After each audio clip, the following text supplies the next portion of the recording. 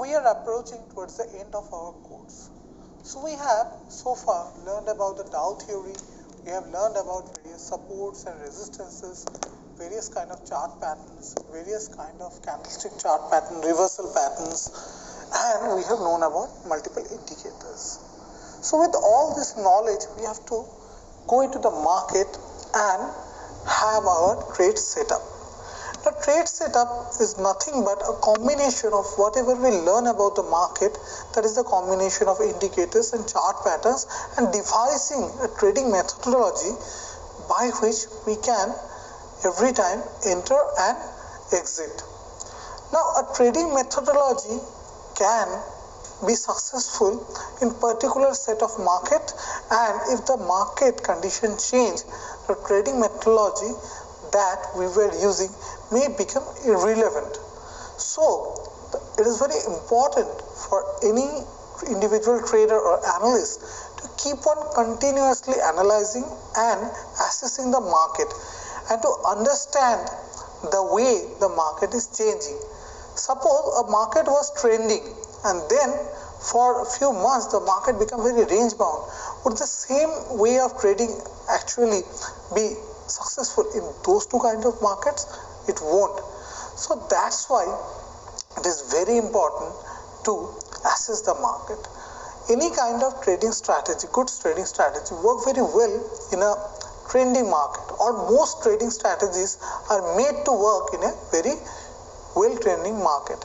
But the traders or analysts or strategists feel a lot of problem when the market is range bound, because when in a range bound market it doesn't have any set patterns by which it actually fluctuates, and that is why it is always also very important to know the news flows, the overall scenario in the market, the overall sentiment in the market, to understand that if the present scenario is right for a momentum driven trend, up or downtrend, or people are less interested or there is indecision, so there would be much more range bound activity.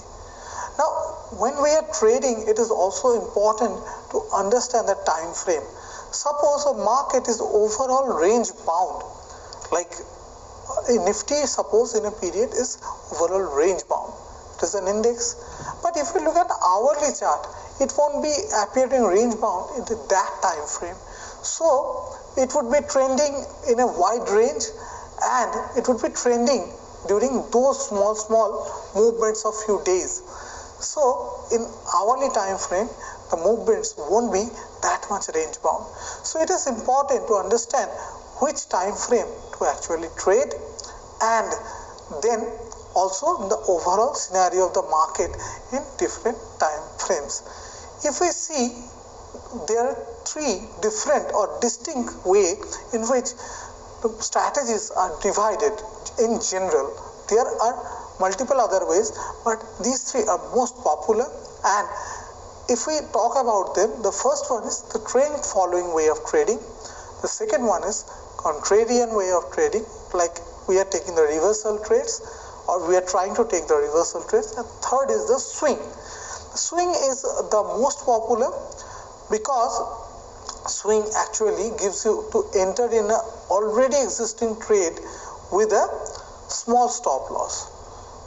But each and every way of trading has its own way of taking advantage of the market situation at their own disadvantages also.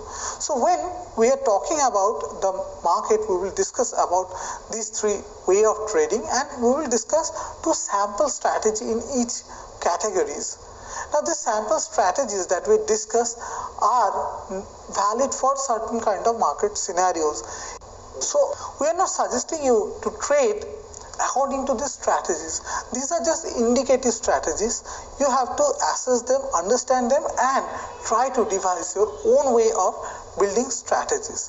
And after all this, we will also discuss how one can trade a normally range bound market. So we will discuss a little bit about that also, but again this is a sample strategy. We are not advising you to go into the market and trade according to the strategy. This is again for your understanding, so that you can build upon your understanding and you can build your own strategy.